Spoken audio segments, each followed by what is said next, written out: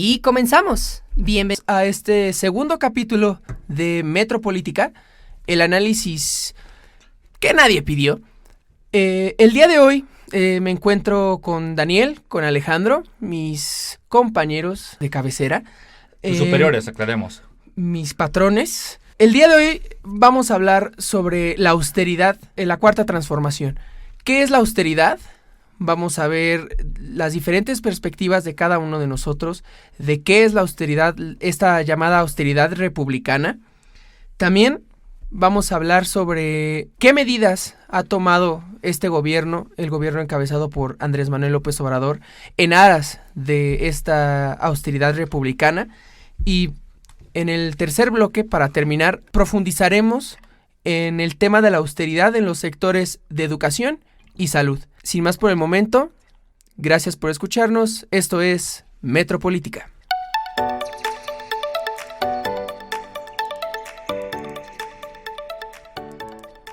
Bueno, como ya lo dijimos, el día de hoy hablaremos sobre la austeridad en este gobierno. Austeridad entendiéndola como las medidas de ahorro de este nuevo gobierno. Sin embargo, para comenzar, me gustaría conocer, Daniel, Alejandro, ¿cuál es su idea de la austeridad? ¿Cómo la ven y qué significa para ustedes? Daniel, ¿qué nos podrías decir sobre la austeridad? Bueno, primero hay que contextualizar el término austeridad, porque la Cuarta Transformación tiene la cualidad de ser preponderantemente axiológico, y me explico, de valores, ¿no? O sea, lo que más defiende la Cuarta Transformación son los valores, los principios, las normas morales. Entonces, austeridad también tiene que ser entendida en este concepto. Austeridad como un valor de no puedes ser ostentoso. En un país que está repleto, la mayoría, la mitad, más de la mitad, están en condiciones de pobreza, y ahí tenemos una cantidad importante de pobreza extrema. Entonces, es por esta razón que la austeridad se presenta más que como una medida de política pública, un valor, ¿no? Un valor que se pretende hacer que se impregne en el pensamiento, en el imaginario colectivo, como un comportamiento que se reproduzca en la sociedad. ¿Sí me explico? Que ya más adelante aclararé que hay una condición paradójica en el término de austeridad, en tanto tiene una suerte de ahorro y al mismo tiempo está muy fomentada por estímulos económicos. Entonces ahí hay tema para abordar. Esto yo creo que respondería a este carácter un poco evangélico que muchas veces se le hemos visto al gobierno de Andrés Manuel López Obrador. Lo hemos escuchado citando al Jesús histórico y muy cercano a las iglesias. Yo creo que esta definición que mencionas, Daniel, va un poquito pegado a esto, ¿no? El ver a la austeridad como un valor necesario y como la antítesis del derroche y la ostentación, ¿no? Yo no diría forzosamente evangélico. Ajá, exactamente. O sea, nuestro gobierno es laico, también aclaremos. En muchos aspectos, ¿no? Yo no diría que el gobierno es fuertemente laico, pero sí diría que el evangelismo para nada sostiene la austeridad como una manera de vida. No, claro que sí. Mira, la Biblia lo pretende, pero la religión evangélica no lo practica. Saludos a mis amigos evangélicos. Sí, es que contigo. esta es la diferencia. Es decir, la religión como institución, y no la religión como institución, sino tomando, yo creo que como principal ejemplo el Vaticano, ¿no? Uh-huh. Que es el ejemplo perfecto del derroche austero, muy austero, la verdad. Austerísimo. De todo lo contrario a la austeridad.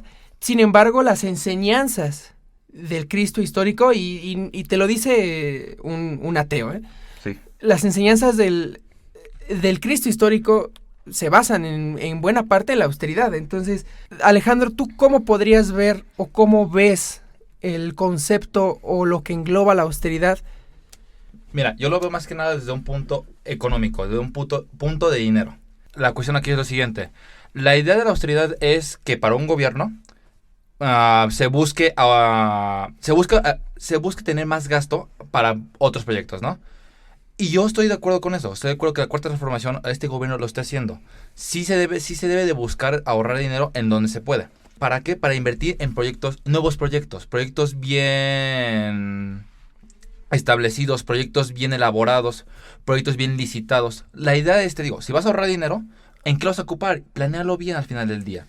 Y es aquí donde yo entro en conflicto con este gobierno. ¿Crees que el gobierno no tiene un buen plan? ¿Crees que el gobierno podría no encauzar bien esos ahorros, esa austeridad? ¿Tiene el concepto bien? Sí.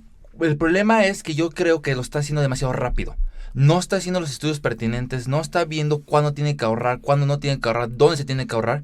Lo está haciendo apresurado como para demostrar que sí hay un cambio, sí se está haciendo un cambio en sus 6 meses. Y está cometiendo muchos errores. Ya lo veremos más adelante con sectores de salud, en gobierno, en educación. Pero yo sí creo que este gobierno está cometiendo ese error al final del día. De ahorrar dinero en cosas que no debería de. Yo creo que tú, Daniel, tienes una concepción completamente contraria a esto, ¿no?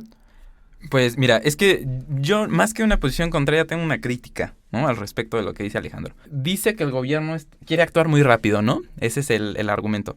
Y la pregunta es... Que se ha visto como con prisa, ¿no? Claro, no, pero la pregunta es, tienes 6 años para resolver una crisis económica, una crisis social, una crisis política que generó el régimen neoliberal, ¿no? Que le ha titulado así el gobierno de la Cuarta Transformación. ¿Cómo no va a tener prisa? ¿Sí me explico? Y ahora la pregunta es, de no hacerlo con esa presura, de no hacerlo con esa velocidad, ¿no sería también el pelo en la sopa? El decir, no, pues este gobierno nada más no le echa ganas, no se apresura, no está motivado, no, o sea, nos engañó, ya sabes. Ahí mi punto es el siguiente, sí, pero yo creo que es mejor hacer las cosas bien que hacer las cosas más rápido. Yo no digo que no. Vale, pero rápido. Solo digo que en cualquier modo, de cualquiera que fuera la ejecución del plan, sería criticado. Sí, criticado y criticable. Pero el resultado futuro, ¿cuál va a ser? O sea, ahorita estamos teniendo muchos problemas con que se hacen recortes donde no debería de ser en sectores muy importantes, cuando si esto se planeara bien, si esto se pensara bien, si todo esto se llevara con tiempo, con estudios, sí, podría existir un problema, pero serían mínimos. ¿Por qué? Porque se está planeando, se está previendo todas las cosas y no está haciendo todo a la de vámonos rápido porque necesitamos demostrar que somos un buen gobierno y que somos diferentes al neoliberalismo. Yo creo que primero ya nos estamos yendo a lo último de este gobierno, a las últimas actuaciones en materia de austeridad de este gobierno. Así es. Sin embargo, yo creo que podemos retomar antes de ver estos temas, es decir, el primer gesto o de los primeros gestos austeros del presidente fue bajarse el salario. De entrada. Estuvo bien. Estuvo muy buena medida. Ganó el 40% de lo que ganaba Peña. Pero, o sea, aquí no existe esta crítica a la prisa. Estamos de acuerdo, sí, porque, ¿no? O sea, ¿por qué? Mira, porque al fin de cuentas, ahí no hay... ¿A quién afectas como tercero? ¿A dónde afectas al presidente? A la familia, no, a la familia del presidente. A la familia del presidente, o sea, ya tiene 2 hijos mayores, ya los bueno, hay que hablar también que... Su esposa vende muy buenos... No, creo que canta, ¿no? Canta muy bonito. Canta muy bonito, la verdad. O sea, grandes álbumes, grandes éxitos que ella saca. Esta sección es patrocinada por Beatriz... ¿Qué? ¿Gutiérrez Müller, sí. Señora, la esperamos aquí, por favor. O sea, ¿qué gastos tiene? Nada más tiene un hijo menor que es el... ¿Cómo es su nombre? No, mejor no voy a decir nada porque me voy a meter en broncas. Es menor de edad, por favor. Mínimo con respeta los niños, no. Con los sí. ¿Alguien quiere pensar en los niños? O sea, yo creo que esta medida, aquí no podemos criticar la prisa. No. Claro que no. Porque no es que no hay terceros. No dañas a nadie. Sí hay terceros. Lo vamos a ver cuando hablemos los próximos presidentes. Okay, no, digo. No, claro, el marco de referencia. Pero en el hablando sobre la ley de remuneraciones, esto también va a significar un efecto colateral a otras personas. Ya me acordé por qué dice que no hay terceros. Es al final de cuentas por la razón de que realmente los gastos que tiene el presidente no es ninguno. O sea, todo se lo está pagando el gobierno como tal y sus sueldos para él, para ahorrárselo. Bueno, aquí vamos a hacer un pequeño paréntesis. El CIDE publicó hace poco un informe, un documento, en donde hace la diferenciación, la comparación entre México y Estados Unidos. En Estados Unidos, desde el segundo presidente en su historia... Para variar, ¿no? Para cambiarle del país con el que nos comparan. Pero espérate, en Estados Unidos, desde su segundo presidente, se estableció en la ley cuáles iban a ser los gastos que el presidente iba a cubrir con su sueldo y cuáles iban a ser los gastos que se iban a cubrir con dinero del Estado. En México no existe tal cosa. En México realmente no sabemos en qué debe ocupar o puede ocupar el presidente su salario. ¿Por qué? Porque si decimos, en Estados Unidos, por ejemplo, el presidente paga su ropa, paga la ropa de su familia y paga la colegiatura de sus hijos. En México no sabemos si el Estado paga ese tipo de cosas o si lo paga Andrés Manuel. En dado caso de que lo pagara el Estado, el salario de 108,000 pesos del presidente terminaría subiendo. Entonces, yo creo que esta primera medida podemos estar todos de acuerdo en que tendrá sus bemoles, pero estaremos de acuerdo en que fue buena, Sí, fue la buena, reducción sí. del sueldo. También podemos tener, por ejemplo, el empezar a usar vuelos comerciales. Uy, no. O sea, ¿En contra? sí, completamente, no inventes, o sea. Pero no me regañes a mí, Perdón, yo no perdón, soy el no. presidente. Es que o sea, lo dices como si fuera algo positivo. ¿Ustedes creen que es positivo? Yo creo que sí. ¿Tú, Daniel? Yo también creo que sí. A ver, ok. Yo voy a dar una opinión. Mira, Para eso estamos aquí, güey. Te invito, bienvenido. Gracias. Mira, la cuestión es la siguiente. El hecho de que, o sea, y lo han dicho los testimonios de las hermosas y que viajan con Andrés Manuel. Es un caos cuando viajas con el presidente o con cualquier funcionario suyo. ¿Por ¿Qué qué? querías? ¿Qué querías? Es una persona muy popular, o sea, Sí, desde pero luego. por eso tienes un avión presidencial, ocúpalo. No, es que la cosa es que el avión presidencial representaba el carruaje, me explico, de la edad medieval. Era la ostentación No, terriblemente mira, yo creo, exacerbada. yo pienso ahí, pudieron haberle modificado el avión para rebajarlo todo lo que tenía Bueno, ostentoso. es que hay que decir, el avión no era El avión propiedad en sí del ya Estado. es- No era claro. propiedad del No, Estado, no, estaba subarrendado. aclaramos. Era un contrato de arrendamiento financiero. Entonces, nos Una seguía cosa más, costando. Este avión todavía sigue pagando. Su estacionamiento en Estados Unidos se sigue pagando. O sea, ¿de qué nos sirvió dejar de usar el avión si lo seguimos pagando? Ahí está nada más, sin ocupar. No lo hemos vendido, no hemos hecho nada con él. Dicen que tenemos a compradores ya próximos 6 meses y ese avión sigue ahí, Aclaremos. Para nada sirvió, o sea, al final del día es un dinero que está gastando ahí al final de cuentas. Es que, El problema que está causando para las mismas aerolíneas el hecho de que el presidente se suba con ellos y aclaremos lo que acaba de pasar apenas Sí. de la secretaria de medio Semarnat, ambiente, si no me sí, equivoco, la de Semarnat. que dijo, ¿sabes qué? Voy tarde, ya no llegué a mi abuelo, paren el avión, en pista, el avión ya estaba en pista. Le dicen al piloto, ¿sabes qué? Páralo. Bueno, pero ahí estamos hablando de un mal ejercicio de una buena política. Sí. O sea, la cosa es, el retraso no tenía por qué haber existido. A ver, no hubiera Sí, existido sí. si tenemos el avión presidencial. No hubiera existido. ¿Le ibas a dar el avión presidencial a la secretaria de Medio Ambiente para Es viajar a secretaria, Nayarit? es secretaria, güey. Tú no se lo estoy dando a alguien de menor rango. Bueno, No dijeras bueno. el subsecretario o el secretario del secretario. Estas fueron dos pequeñas medidas, las más pequeñas, bastante significativas, pero las más pequeñas de este nuevo gobierno. Vamos a hacer una pequeña pausa y regresamos para hablar, ahora sí, de bueno. las verdaderas, de las que importan, entre ellas la ley de remuneraciones y los recortes en los sectores de salud y educación. Regresamos.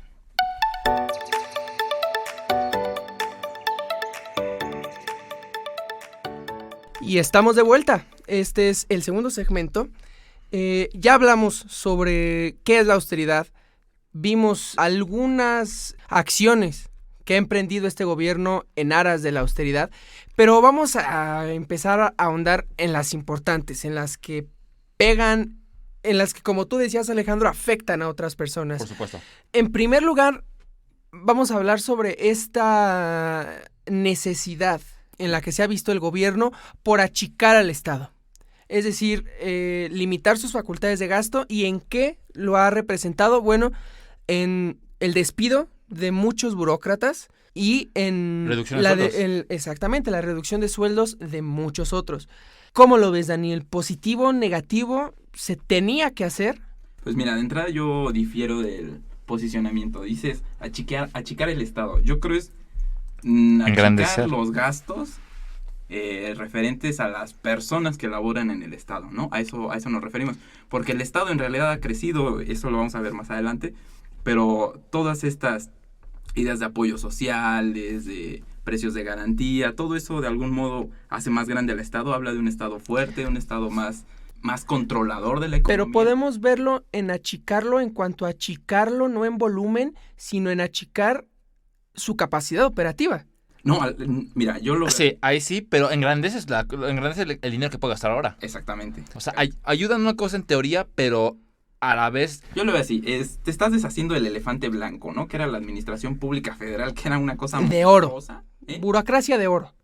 Aparte, o sea, primeramente, la burocracia dorada con, salarios arriba de los 300,000 pesos. Todos los beneficios extra aparte del sueldo. Exactamente, o sea, la cantidad de beneficios que yo entiendo son funcionarios altos, deben de ser competitivos, porque a lo mejor la iniciativa privada tiene como también muy buenas ofertas económicas, pero esto ya rozaba en lo obsceno la idea de usar helicópteros privados para ir a mi casa, o sea, ya era necesario, era justo y necesario. Y bueno, te la dejo por ahí, entonces yo creo que sí, que era necesario. El sector de donde se escuchó más este tipo de despidos fue en Hacienda y el SAT. Sí. Que fueron por la importancia de estas dos instituciones, fue que causó mucho revuelo. ¿Por qué? Porque estamos hablando de austeridad. Si estamos hablando de austeridad, estamos hablando de dinero. Si estamos hablando de dinero, estamos hablando de una política económica que debería estar liderada o encabezada por la Secretaría de Hacienda y el Servicio de Administración Tributaria. Estamos de acuerdo en que la burocracia tenía que tocarse, a la burocracia se le tenía que tocar y se le tenía que recortar mucho de su privilegio, Claro. pero ¿podemos decir lo mismo de Hacienda y del SAT, Alejandro? Ahora, a lo que voy es eso. Sí, y concuerdo mucho con Daniel. Esa burocracia, esos altos funcionarios tenían demasiados beneficios. A la goma con ellos. Ahora, la bronca aquí que yo tengo es, desde que entró Andrés Manuel, ¿qué tan rápido se despidieron a los 16,000 trabajadores del SAT? No pasó ni un mes y había despidos. No pasó ni un mes y había despidos. O sea, ¿tú cómo me vas a venir a decir que el gobierno ya tenía una estrategia de saber quién tenían que despedir? Por la capacidad que tenían. Bueno, estamos hablando de un gobierno que tenía pocos días, pero era un proyecto de años. Sí, pero a ver, ¿tú cómo sabes cuáles de esos trabajadores están haciendo bien su trabajo y cuáles estaban haciendo mal su trabajo? Mi problema aquí es que si vas a despedir tantas personas, sí, hazlo, ok, pero hazlo sabiendo que estás dejando a los mejores ahí trabajando. Y es donde yo tengo mucha bronca de repente, porque están dejando de repente a trabajar personas, familiares, amigos, etcétera, y no sabemos, están dejando realmente a las personas que debían de estar ahí. Y solo despedimos a 16,000 personas de golpe porque la austeridad. Bueno, aquí es donde entra esta diferenciación entre si la austeridad es representada por un corte al gasto con machete o una operación quirúrgica con bisturí precisa, exacta. Yo digo que es con bisturí, pero no precisa. En el sentido de la planeación. O sea, le está haciendo un doctor con bisturí, pero un doctor borracho o un doctor... No, con una mano. Ah, con una mano. Y con un ojo. Porque no estás planeando bien. La idea, todo lleva tiempo. Creo que estamos todos de acuerdo en eso. Nada se puede hacer rápido. Ya lo dijimos. Hay cosas que no se pueden hacer rápido, pero que se deben de hacer rápido. Sí, pero, por ejemplo, cuando estamos hablando de un gobierno que ha sufrido tanto en anteriores, un pueblo que ha sufrido tanto, yo digo que yo que siempre estoy diciendo, haz las cosas bien. ¿Para qué? Para que estos problemas que tienes ahorita en un futuro no vuelvan a pasar. O sea, tu solución es haz las cosas bien, ok. No, deja tú que lo que todos, ¿no? Sí, no, que se planeen las cosas con tiempo, claro. Que se hagan, que se vea futuro. Un problema de México es que siempre planeamos para resolver en el momento y no planeamos para resolver a futuro. Andrés Manuel lo está intentando, sí, pero repito, en ciertas medidas la planeación que está llevando a cabo lo puede llevar a cometer errores, como vimos, tantos despidos que algunos yo creo que eran injustificados. Bueno, mira, yo la perspectiva que tengo es que hay una correlación, hay una narrativa paralela que se sigue en términos de austeridad y en términos de combate a la corrupción, que ya fue el tema que abordamos. Muy vinculados. Muy vinculados, porque la idea de cortarle el poder que tenía la Secretaría de Hacienda, el Servicio de Administración Tributaria, no solo va en el sentido de vamos a dejar a la gente sin trabajo, sino de restablecer las normas del juego en tanto administración tributaria. ¿Sí me explico? ¿Y cuáles son estas reglas del juego? La cosa es esta. Los órganos administrativos son los que proponen las leyes. O sea, el SAT en muy, muy importante manera contribuye en la formación del proyecto de ley, del presupuesto de egresos y del presupuesto de ingresos. Entonces, es necesario hacer una limpia de funcionarios, de corrupción, de todo este rollo, para entonces, no digo bienvenida al equipo de Andrés Manuel, pero desde luego que hay un punto y aparte, ¿no? Un antes y un después de la administración del antiguo régimen y de la nueva administración. Es una doble función que es la que representa los despidos. No los favorezco, no digo que estén bien, pero tienen una lógica política. Sí, en eso estoy... Bueno, ¿quieres decir algo, Alan? Gracias. Es que te veo muy ansioso, o sea... Solamente, ok, entonces, ya hablando, digamos, en este tenor todavía de la austeridad a nivel gobierno, creo que debemos de tocar el tema más importante, El más ruidoso. el que causó más controversia, la ley de remuneraciones. Daniel, ¿es esta ley lo que el gobierno quiere que veamos o lo que sus detractores quieren que veamos? Bueno, primero quisiera empezar por decir que, más bien, darle a las personas que nos escuchan una idea de qué es esta ley de remuneraciones. Y es básicamente es una referencia a un artículo constitucional que ya llevaba años presente, que dice que ningún funcionario público puede ganar más que el presidente. Y esto empieza a hacer estragos y empieza a hacer ruido cuando el presidente decide bajar su salario al 40% del presidente anterior. Eso nos presupone una cosa, que todos los funcionarios públicos que estaban acostumbrados a ganar entre 300, 220, 250 mil pesos mensuales, pues nada, ya les toca ciento y poquito. Casi la mitad. Casi la mitad, si no es que la mitad o menos. Por ejemplo, podemos tocar el caso de los ministros. De los ministros, exactamente, que andaban ganando arriba de 600,000 pesos. Más bonos, más aguinaldos, más todo lo que conlleva. Más una pensión vitalicia. Y esto es más bien un resultado de la reforma constitucional que se hizo en ese momento, al artículo 127 constitucional, que establecía que los ministros, en sus transitorios, desde luego, establecía que los ministros no podían, de entrada, ejercen su presupuesto como ellos lo quieren ejercer, o sea, tienen total autonomía, por esto de la división de poderes. Yo no sé qué tan cierto sea que la división de poderes se sostiene en qué tanto dinero gana un funcionario público. No, pero sí cómo administra el dinero, ¿no? Es que esa es la excusa del Poder Judicial, porque ese es el poder más afectado, ¿no? La administración pública de algún modo le dicen, ¿le entras o no le entras? ¿Quieres trabajo o no quieres trabajo? Y no hay de otra, ¿no? Los legisladores, pues también, todos son de Morena, entonces ya le entraron. El problema es el Poder Judicial, que es donde hay intereses viejos, intereses que nunca... Tan viejos como los ministros. Exactamente, ¿no? Pues los ministros 15 años duran en su encargo. Y ahora, un juez que ha sido ratificado en su nombramiento es vitalicio. Es hasta los 75 años. Entonces, pues nada más, ¿no? Por favor, un juez que alcanza 20, 30 años de servicio, que está acostumbrado a ganar 200 mil pesos con tranquilidad. Si le quitas eso, obviamente... ¿Qué esperamos? Va a ser difícil, ¿no? Entonces, a consecuencia de este descontento que existe en el Poder Judicial de la Federación, es que se han promovido miles de amparos en realidad, y acciones de inconstitucionalidad contra esta norma. Entonces, la discusión está viva, está en el aire, y los ministros van a tener que demostrar qué tan comprometidos están con la forma de gobierno. En realidad, yo me siento optimista porque el presidente de la Suprema Corte, Arturo Saldívar, parece o ha demostrado en su poco tiempo que lleva en funciones estar comprometido con una reforma en la Suprema Corte. Exactamente, sí, ya ha habido cese de funciones de varios jueces que han incurrido en actos de corrupción. Entonces, al parecer, la discusión, les digo, sigue ahí, y al parecer el proyecto de ley, yo creo, no estoy seguro si pasa, ¿eh? Pero, Alejandro, positivo, negativo, debemos de verlo como algo que necesitamos. Esta ley sí.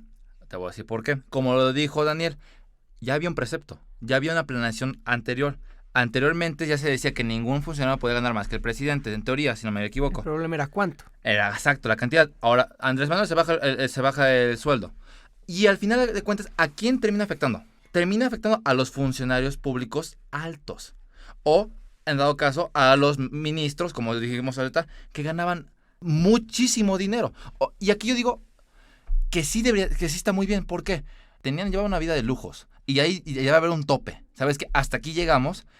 Y como lo dijo Daniel anteriormente en el último bloque, él lo mencionó. Estamos en un país lleno de desigualdad social, donde gran parte de la población está en pobreza y al menos estoy casi seguro que el 25% de la sociedad está en extrema pobreza. Nada más que hay que voltear a ver al sur del país. Y vemos a estos tipos ganando 600,000 pesos mensuales. Y recuperamos yo un poco del tema de la corrupción, ¿no? Porque yo creo que ¿cuál era el argumento que se usaba, que se ha usado siempre para justificar los grandes salarios? Que una persona rica no roba.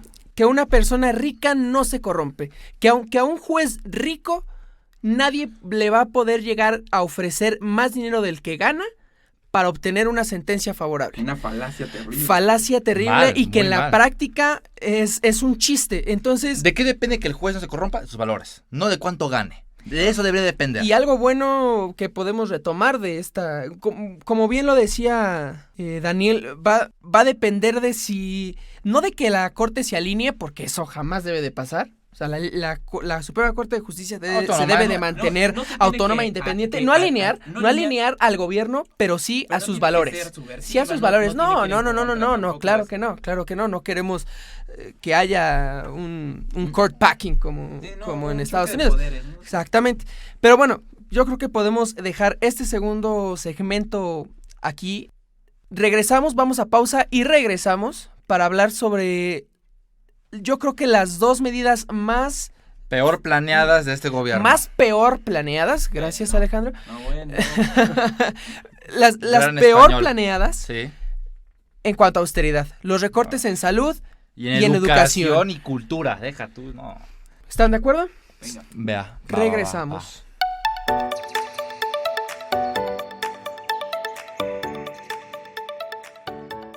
Y regresamos en este último segmento de el tema de la austeridad. Vamos a hablar sobre lo que a nuestro parecer ha sido lo más polémico que ha causado el dogma de la austeridad republicana, los recortes a educación y salud. A mí me parece que estos dos sectores son sectores que ningún gobierno debería de recortar, y menos de esta manera en que se está haciendo. Volvemos a este recorte con machete y no con bisturí. Pero bueno, Alejandro, los recortes en educación. Mira, siempre lo he dicho, educación debe ser un pilar en cualquier estado, en cualquier gobierno. De ahí depende que el futuro de tu país siga adelante, ¿no? Yo no entiendo cómo un gobierno puede recortar dinero a educación, por ejemplo, a becas de maestrías de investigación, que son los que impulsan al país a buscar más y ser competitivo de manera internacional, porque aclaremos, ya no estamos en un mundo donde podemos cerrarnos nosotros mismos y decir, ¿sabes qué? No juego con nadie. No, ya estamos en un mundo globalizado, en un mundo donde tenemos que relacionarnos con otros países y competir con otros países. Y, repito, se hagan programas de becas mal hechos y al final de cuentas se estén recortando también igual presupuesto con CONACYT para que chicos de primaria y secundaria no puedan ir, por ejemplo, a competencias de olimpiadas de matemáticas, donde estamos diciendo, estos niños van a ser algún día, pueden llegar a ser grandes ingenieros. Como los fetos. No seas- No quería dejar pasar la oportunidad. O sea, Traigan el violín más pequeño del mundo, por favor. No seas baboso. Espérate. Ya me perdí. Perdón. Sí. O sea, aquí podemos verlo como no puedes esperar. Y te lo propongo a ti, Daniel. Tú defiendes el proyecto de Andrés Manuel como un proyecto positivo que puede tener o puede causarnos malos ratos, pero que va a causar un bien después. Se puede hablar de un proyecto, digamos, a mediano o largo plazo. Si piensas en un proyecto a mediano o largo plazo, pero le estás quitando a quienes representan a ese mediano o largo plazo oportunidades para desarrollarse, ahí entra en una contradicción, ¿no crees? Yo creo que estamos pasando por alto el resultado de las políticas de austeridad. Sin pasarme, o sea, sin pretender exceder el tema, mucho del dinero adquirido por las medidas de austeridad se va directamente a apoyos sociales, ¿sí? Existen, por ejemplo, la beca Benito Juárez, que es la beca que se le da a los alumnos de preparatoria, la beca para los adultos de mayoría de edad, así podemos, no, ¿cómo decirlo? De tercera edad, perdón. Entonces, es justamente, a mi parecer, una repartición del dinero. De por sí los universitarios, yo creo que tener la oportunidad de estar estudiando en una universidad pública ya es un regalísimo. O sea, que el Estado mexicano conserve universidades públicas de calidad ya dice mucho de sí. Ahora, tenemos estímulos económicos, becas. No digo quítenoslas, desde luego que no. No, por favor, no. Por favor, vamos a Estoy borrar. comiendo pura marucha. Pero lo que digo es, se está reacomodando Pero mal. las personas que van a percibir este dinero. Mi- Y en esta lógica de reacomodo de ingresos, más bien de egresos del gobierno y ingresos de la población, existe este juego de reactivar la economía, del círculo del retorno del dinero. Reactivar la economía. ¿Ya viste Es cuánto el vamos a retorno, crecer es el este retorno trimestre? del Digo, este año anual. El Banjico nos acaba de bajar la estadística. Íbamos a crecer ahora del 0.8 al 1.8. Y se esperaba Al revés. crecer. No. Se esperaba crecer 2.1. Ah, Y ya se bajó a 1.8. ok. Y aclaramos, el presidente dice que vamos a crecer 4%. No sé dónde saca los números. Pero como tú dices, sí, está bien que todo ese dinero se reestructure y se enfoque. Redistribuya. Ah, gracias. ¿Cuál es el problema? Planéalo bien. Hazlo bien. Es que, a ver, investiga. la pregunta es esta. ¿Cómo? ¿Cuánto dinero necesita un doctor nivel 3 del CONACYT para hacer otra tesis de doctorado, su cuarto doctorado? ¿Qué tanto necesita él? 200, no, eso es mucho. Pero ¿qué tanto necesita? 12, 13 mil pesos mensuales, 14, 15, a repartirle eso entre 20, 25 chavitos de prepa que si no tienen un estímulo económico probablemente tengan No. que desertar? Yo creo que podemos decir mejor que sí, estoy de acuerdo. Los programas sociales necesarios y se tienen que seguir dando. Sin embargo, cuando lo pones de esta manera, cuando comparas las necesidades de un doctor a las necesidades de un estudiante de preparatoria, yo creo que no están en la misma melodía, ¿no? No están en el mismo tenor. ¿Por qué? Porque hemos visto muchas publicaciones de muchos jóvenes y no lo necesitamos ver ese tipo de publicaciones. Sabemos en qué nos gastamos el dinero. Ustedes. Sabemos en qué nos gastamos el dinero. Yo una laptop. ¿Qué digo? Debería de ser Puros así. libros, amigo, puros libros. Debería de ser Y atún. así. Pero yo creo que si bien puedo estar de acuerdo en que Daniel tiene razón, en muchos casos es una redistribución. Yo digo que hay que llegar a un punto medio. O sea, no O sea, medio distribuye, medio se lo quitas y medio lo a corto distribuyes. plazo, a corto plazo. La idea de Andrés Manuel es reactivar la economía, ¿no? No, e impulsar No, a que hacer los más- jóvenes sí, se sí, sigan en la pero a escuela. ver. El nivel de deserción entre preparatoria y universidad está Pero tremendo. haz un Cuando proyecto lo a comparas. largo plazo. ¿A qué voy yo? El primer año de gobierno. O sea, tú ¿qué? me quieres decir que quieres puros doctores. No, país de no. doctores. Un punto Eso medio. no es Tú sostenible. dijiste, 10,000 pesos le dan al doctor para estudiar. No, o sea, es un decir. Es un o sea, decir, por decirlo. las No, sí lo he becas visto. Para, doctores Para, van de no, 12, 13, para 15 maestría sí he visto que eran arriba. 10,000 mensualmente. Imagínate doctorado. La mitad de ese Una dinero. beca de intercambio. Mi punto es el siguiente, espérame. En primera instancia, para no afectar ni a un lado y ayudar al otro, parte la mitad. 5,000 pesos te voy a darle al de doctor. Y esos otros 5,000 distribuyo en 5 chavitos para darles 1,000 pesos mensuales. Pues mira, Y no- estás y mira. hablando de algo mucho más drástico de lo que se está haciendo. Por ejemplo, para hablar en términos concretos, en la Universidad Autónoma Metropolitana, el recorte de las becas fue aproximadamente para los de último año, porque para los de primer trimestre no fue tan fuerte. Más bien al contrario, se uniformó la cantidad que se les va a pagar. Para los de últimos años se nos están quitando ahí alrededor de 1,000 pesos, ¿no? Tú dijiste vámonos a la mitad, nos tendrían que haber quitado bastante más. Sí, Entonces, yo estoy de acuerdo con eso, a mí me quiten el dinero. que te lo quiten. La mitad, Ya mira, ya lo tenemos grabado. por mí no hay problema, al final de cuentas. Otra vez, Beatriz Gutiérrez Müller, si nos estás escuchando, Me van a quitar mis agua. El punto es el siguiente. Si la mitad de mi dinero va a ayudar, ya sea a impulsar un proyecto de investigación o a ayudar a un chavito de prepa, adelante, quíteme la mitad del dinero. Pero háganlo a mediano plazo, planéenlo bien. No quieras, como dijo Alan, de machetazo cortarle todo el dinero a los de investigación y darle todo el dinero de golpe a los a prepa. Ahora, también, Daniel, el decir que todo el dinero de todos los cortes, de toda esta austeridad, se va a becas y apoyo social es una mentira.